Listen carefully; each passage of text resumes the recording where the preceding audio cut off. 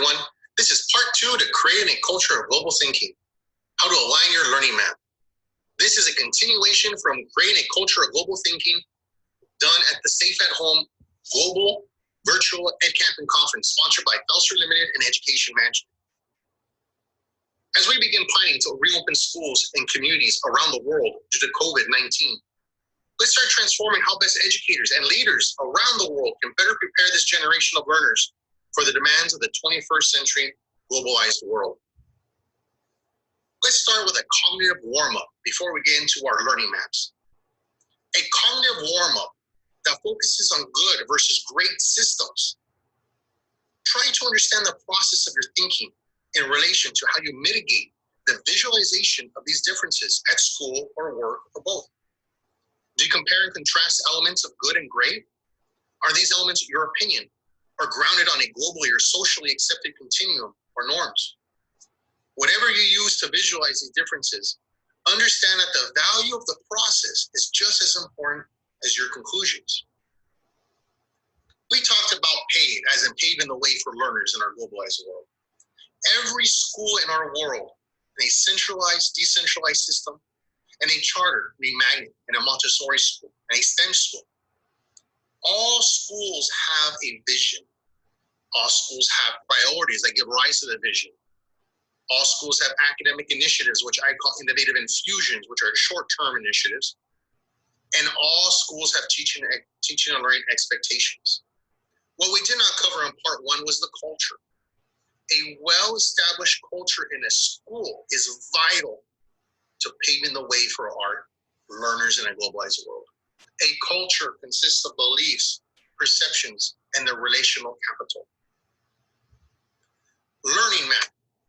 The learning map every school should have is a one-page at-a-glance document, a blueprint of learning that parents, students, teachers, administrators can benefit from. Let's talk about how do you create your own learning map. If you're a superintendent, principal, department head, or first-year teacher, it's very easy to create your own learning map.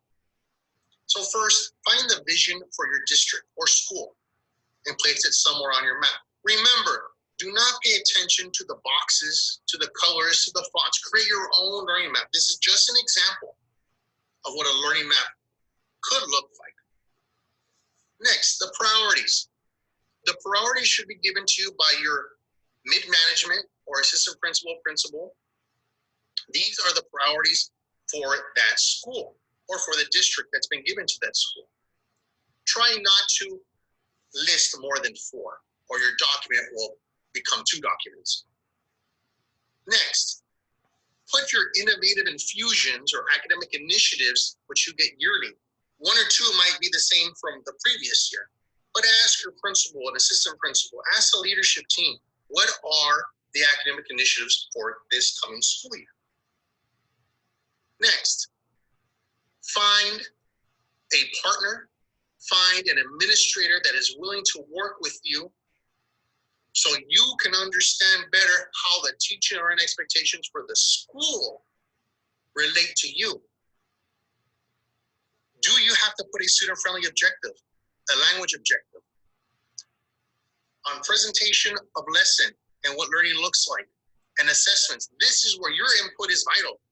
How do you present majority of your lessons? If you're a first-year teacher, ask your department head or get a colleague. What will learning look like in your classroom majority of the time? Are you going to have a lot of discussions, presentations? Are you going to focus on service projects? Do you focus on exit tickets or you like reflections instead? Whatever you prefer, you plug in your flow chart.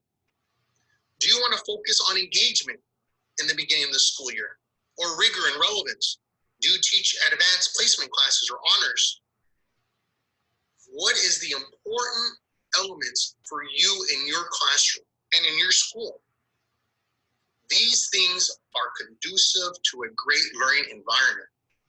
So in your learning map, make sure you have plenty of input from a colleague that's in your department or a department head. Make sure you get the vision and priorities and your academic initiatives for the year from mid-management. but make this your own. Make this your own. And when I say this, I mean the presentation, what learning looks like in the assessments. Now, how do you incorporate global competence? Global competence, there's 4 major pillars, which we'll discuss shortly.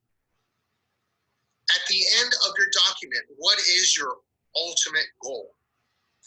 My ultimate goal as an educator, and I hope most educators, is when a student leaves secondary school, they can set their own goals, they can self-evaluate, and they have intrinsic motivation. Now let's get back to global competence. Global competence, this was developed by the Council of Chief State School Officers and the Asia Society Partnership for Global Learning. There's 4 pillars. Investigate the world, recognize perspectives, take action, communicate ideas.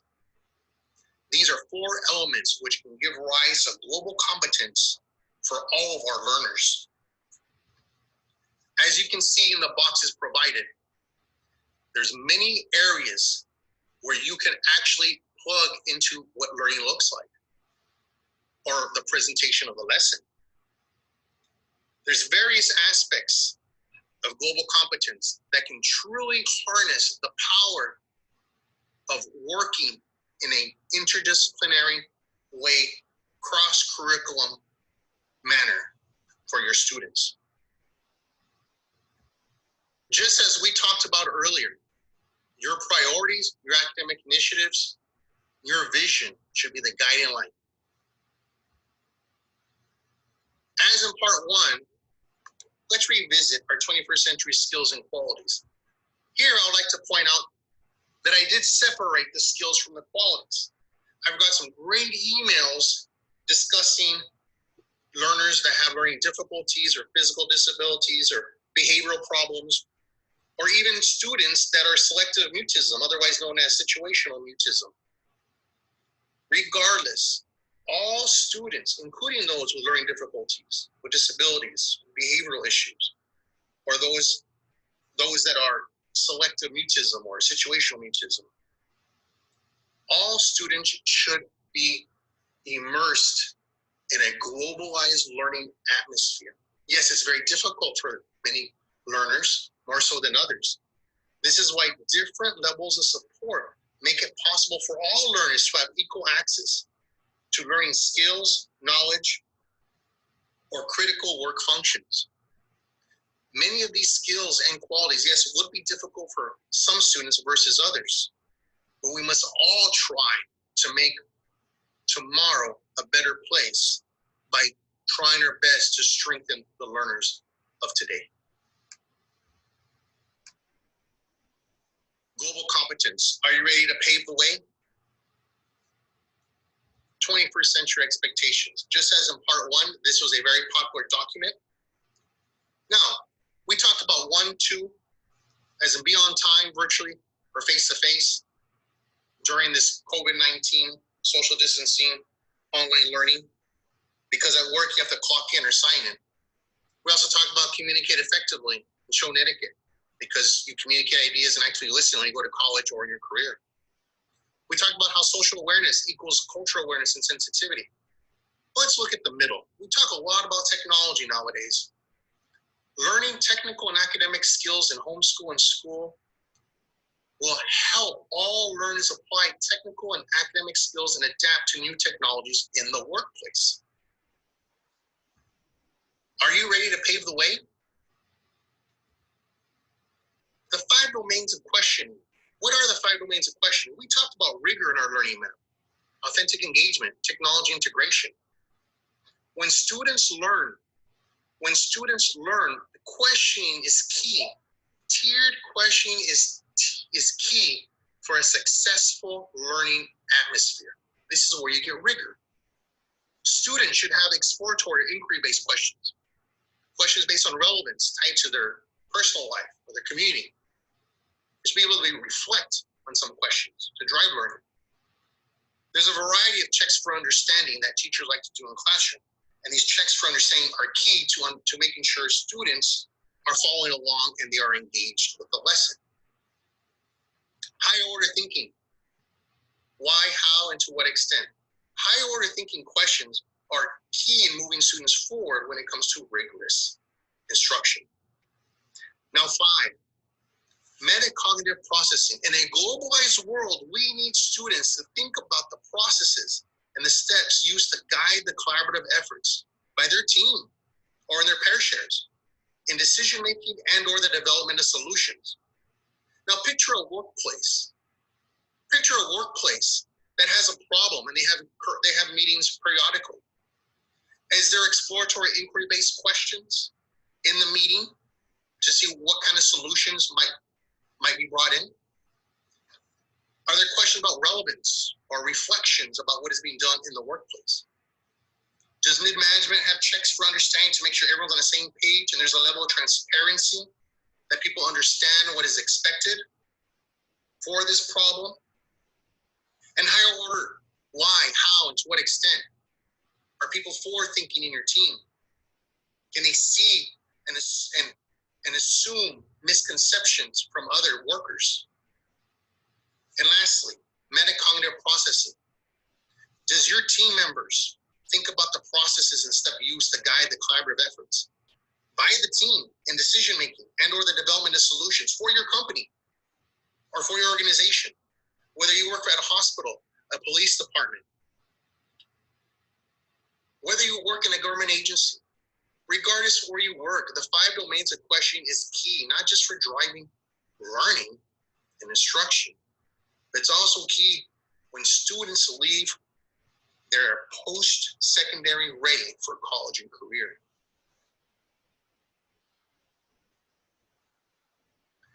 As we discussed at the beginning of this particular session, we discussed about the value of the process. The process is key. The process of thinking is key, and how you arrive to that thinking. Thank you very much. Remember, educating the mind without educating the heart is no education at all.